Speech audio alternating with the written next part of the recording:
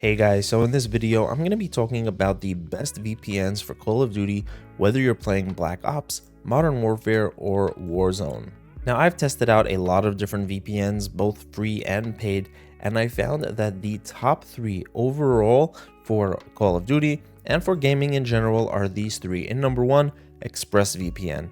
Number two would be NordVPN, and in at number three would be Surfshark. Now, I'm going to talk a bit about each one of these VPNs later in the video and why I feel that they are the best for Call of Duty. But whether you're trying to get more stable ping or just easier lobbies, all three of these VPNs can help you get the job done. And if you want to find out any more about them, then there will be a lot more useful information in the description below. But let's get into how a VPN can help you get better ping. Now, ping is the amount of time that it takes for you to communicate with the game and then receive information back from that gaming server. Sometimes you might see this called RTT or round trip time, but it's the same idea, that round trip time that it takes for you to communicate with the game. And you want this to be lower and not higher. You want it generally to be at the most 100 milliseconds, but the lower you can get it, the better, because if you have low ping, it means that you're transferring data and receiving data with the game faster and smoother. Now, here's a map of all the servers that Call of Duty has, and you can find these online. This one is from netduma.com, and if you're just physically located far away from a game server, then you're probably going to get pretty bad ping, and there isn't much a VPN can do to help you, because at the end of the day, you're just physically very far away from that server, and it's just going to take time for data to travel over to that gaming server. A VPN is usually not going to help you in that situation. But there is a situation where a VPN can help you, and I actually had this happen to me recently. I was in Europe and I was getting really unstable ping, pretty bad connections, and it was because of my internet service provider, my ISP, and they were just having problems with their internet. And I found that using a VPN helped me bypass whichever route my internet service provider was taking over to the game servers, and I was able to get a faster and more stable connection. So the way this would work in Call of Duty, let's say you were in Europe and you were in Eastern Europe, maybe the closest game server to you would be the one over here in Warsaw. So we would go into our VPN, ExpressVPN, we can go to the location bar, and you would want to just search here for Poland or find it. I already have it selected, but then we would just click on it, right? And then you would go over to the big connection button and click connect.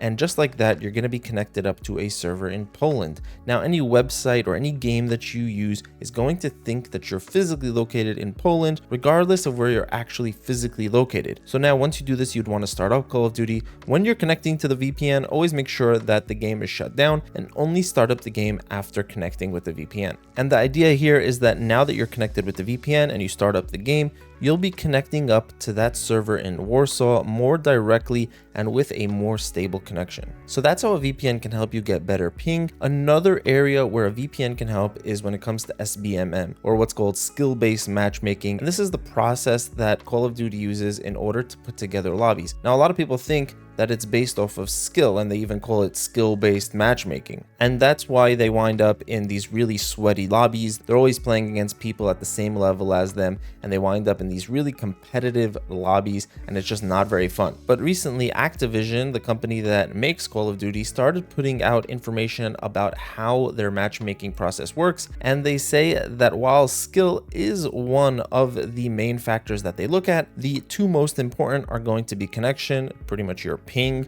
how fast your connection is. They want people to have smooth gameplay while they're actually playing. And number two would be time to match, how long it takes people to find a lobby and get a game going. They don't want people waiting for matches to start for too long, because that just isn't good for the game itself when people are just waiting and waiting for a lobby to form. But that's going to be the area where we can use a VPN to try to get easier lobbies. What I mean is that, let's say in Africa or Southeast Asia, these are places where Call of Duty is not going to be as popular compared with Europe or the US. So we can use a VPN, like I showed you before, connect up to a server in Africa or in Southeast Asia, somewhere like Kenya, Nigeria, Vietnam, or Thailand. Those are just some examples of places you may want to try to connect to, and try to do it at times when less people are going to be playing, something like 3 or 4 o'clock in the morning. Then when you go and start a match, the game will not have as easy of a time putting a lobby together, and it'll realize that it's going to take a very long time in order to form a match if it wants the skill level to be the same. So in order to make the process faster,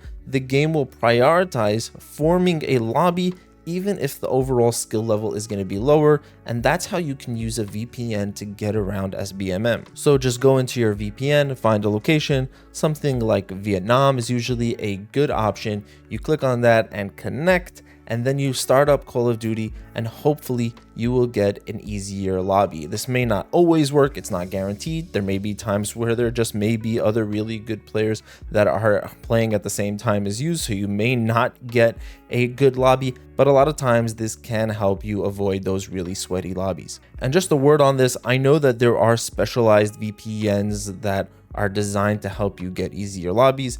The thing with these is that a lot of other people are also using these at the same time. So if you use one of these VPNs, you may even wind up with a sweatier lobby than you would without it, because all the really good players are using these forms of VPN.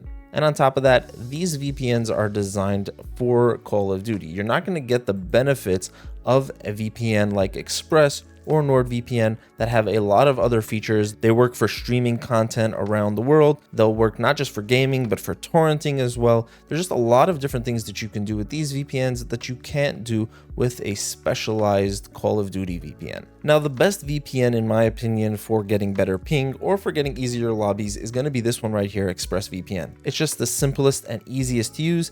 Make sure that you're connected up to the lightweight protocol. This will give you really fast speeds and the best possible ping. And you also have 105 different countries to choose from with 3,000 plus servers, so you're not going to be lacking in that area either. Personally, this is my favorite VPN. I use it the most. I just find it to be really stable and easy to use. You don't get dropouts in your connection, you don't get lag, and it's my #1 recommended VPN.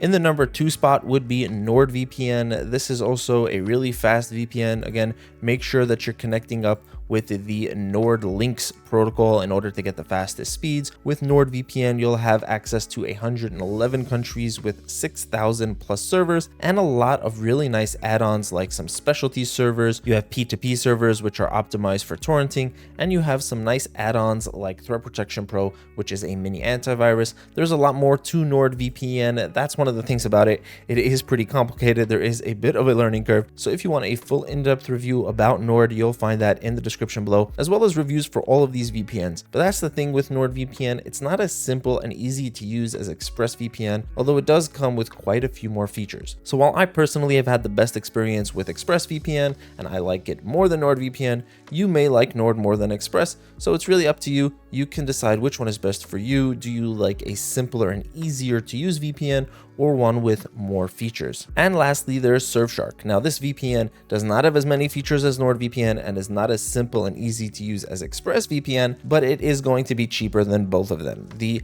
premium plan for Surfshark is going to be cheaper than the basic plan for most other VPNs, and at the same time, it does do a really good job. It will connect you up to the locations. It will help you when you're playing Warzone, and it also can get you access to streaming content and a lot of other different websites across the internet. So it will get the job done, and in my opinion, it's the best budget VPN. But if you do have a little bit of extra cash to spend, I would definitely recommend investing in either Nord or Express. So that's all for this video, guys. If you have any questions, feel free to leave a comment down below. I'll try to get back to you as soon as I can. If you want to try out any of these VPNs, there will be a discount link for you in the description below that will save you some extra money. Have an amazing day, and I'll see you in the next one.